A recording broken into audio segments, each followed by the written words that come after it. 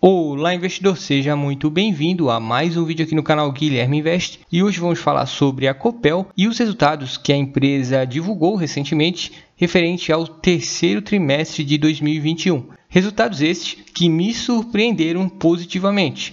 Mas antes, caso você seja novo por aqui, eu deixo o convite para você se inscrever aqui no canal Guilherme Invest e acompanhar a minha carteira de investimentos que eu faço aberta aqui no YouTube e que inclusive tem ações da Copel nessa carteira. Eu peço também que você já deixe o seu like, pois isso ajuda esse vídeo chegar a quem tenha interesse por esse tipo de conteúdo. E lembro sempre que não se trata de nenhum tipo de recomendação. Bom, primeiramente aqui já temos os principais destaques referente a esses resultados e a Copel já destaca aqui o seu EBITDA, que foi de 4,5 bilhões nesse terceiro trimestre de 2021. Esse EBITDA representa uma variação muito grande, positiva, obviamente.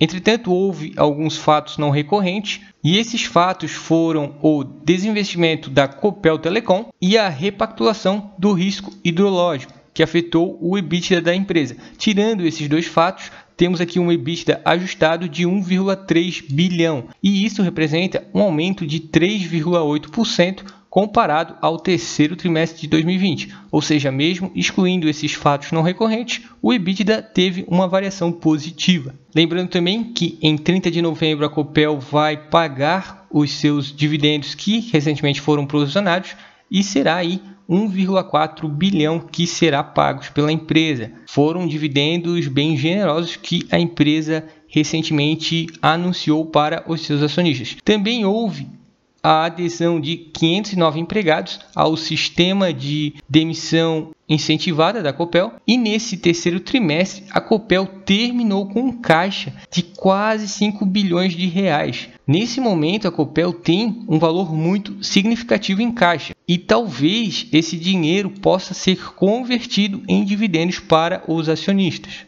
A Copel atua principalmente com distribuição de energia elétrica e é sempre bom acompanhar se está tendo crescimento nesse que é o principal ramo de atuação da empresa. E como podemos observar aqui, nesse período aí de mais ou menos um ano, houve uma variação positiva na energia vendida pela Copel, tanto no setor residencial quanto no industrial, comercial e rural. E ao total, essa variação foi 8,7% positiva. Já na comparação dos primeiros 9 meses, essa variação também foi positiva, mas dessa vez de 4,7%. Ou seja, temos um crescimento interessante na energia vendida pela Copel. Agora aqui temos o resultado da Copel Geração e Transmissão de Energia, que apresentou um EBITDA de 2,3 bilhões de reais nesse terceiro trimestre de 2021 e isso foi um aumento de mais de 220% em relação ao terceiro trimestre de 2020. Esse grande aumento aconteceu principalmente pelo efeito da repactuação do risco hidrológico. E se for excluir esses efeitos não recorrentes, o EBITDA da Copel Geração e Transmissão teve uma redução aí de mais ou menos 0,6%. E agora aqui temos o da Copel Distribuição, que é o principal ramo de atuação da Copel. Lembrando que a Copel é a empresa responsável por fazer a distribuição de energia elétrica no estado do Paraná. E o EBITDA da Copel Distribuição foi de 453 milhões de reais. Isso representa um aumento de mais ou menos 34,8% e esse aumento foi um reflexo do crescimento das atividades operacionais da Copel e também da revisão tarifária que ocorreu nesse ano e isso também gerou um forte aumento nas receitas da Copel. Já a Copel Comercialização, que é onde a Copel atua no mercado livre de comercialização de energia elétrica, o EBITDA foi de 9,7 milhões e nesse terceiro trimestre de 2021 o EBITDA teve uma queda aí de mais ou menos 91% comparado ao terceiro trimestre de 2020,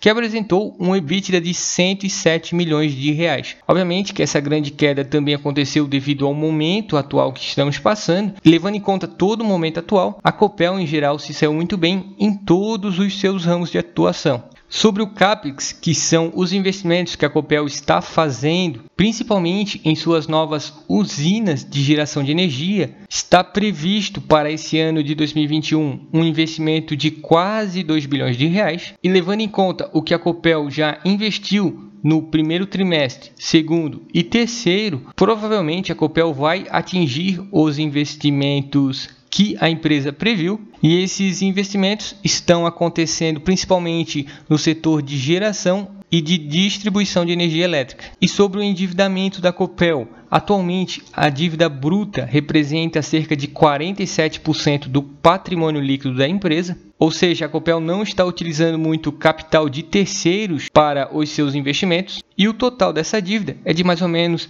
10,5 bilhões de reais.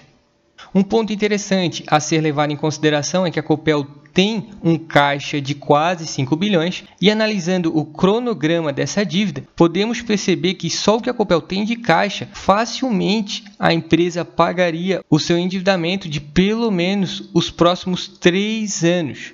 E isso por si só já nos dá uma ideia de que a dívida da Copel está sim bem controlada, mesmo que no ano de 2023 tenha um montante aí de mais ou menos 1,6 bilhões de reais para a empresa amortizar, mas depois de 2023 a maior parte da dívida fica para depois de 2027. A dívida líquida da Copel é de mais ou menos 5,2 bilhões e, levando em conta o seu EBITDA, temos aqui o indicador dívida líquida sobre EBITDA, que nos aponta o valor de 0,8. Isso tudo nos dá um forte indício de que o endividamento da Copel está muito bem controlado e que a empresa pode sim, ainda nesse ano, distribuir mais dividendos para os seus acionistas. Hoje é possível comprar uma ação preferencial da Copel por R$ 6,30. Ainda assim, eu acredito que essa ação está sendo negociada a um preço muito descontado, levando em conta tudo isso que eu apresentei até o momento, e o dividend yield da Copel é de 24,01%. Esse dividend yield está sim bem alto,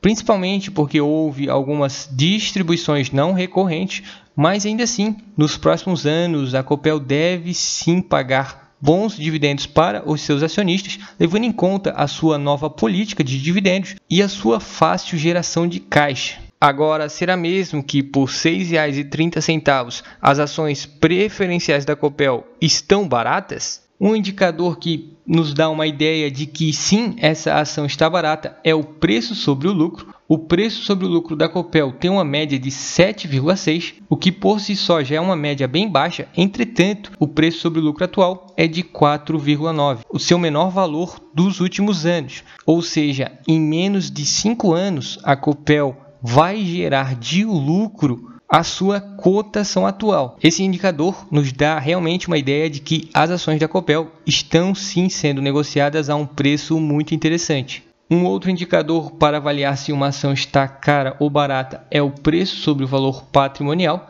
que compara basicamente a cotação atual da empresa com o valor patrimonial da ação, e atualmente a Copel está sendo negociada a 80% do seu valor patrimonial. Existe um deságio bem grande nas ações da Copel, ou melhor falando, existe um grande desconto nas ações da Copel, e talvez um dos principais motivos para ocorrer esse desconto é porque a Copel tem como controlador o estado do Paraná. Entretanto, até o momento, ao que indica, o estado do Paraná não está causando nenhum efeito negativo na Copel. Na verdade, a empresa está apresentando um endividamento bem controlado, um bom crescimento operacional e excelentes pagamentos de dividendos. E por conta desses pontos que são extremamente positivos e levando em conta esse desconto da ação, eu acredito que essa ação está sim muito interessante nesse momento e por conta disso faz parte da minha carteira de investimentos. Bom pessoal, eu espero que todos tenham gostado desse vídeo. Se gostou, eu já lhe convido novamente para se inscrever aqui no canal Guilherme Invest. Comente aí se você é acionista da Copel. Um forte abraço e até o próximo vídeo.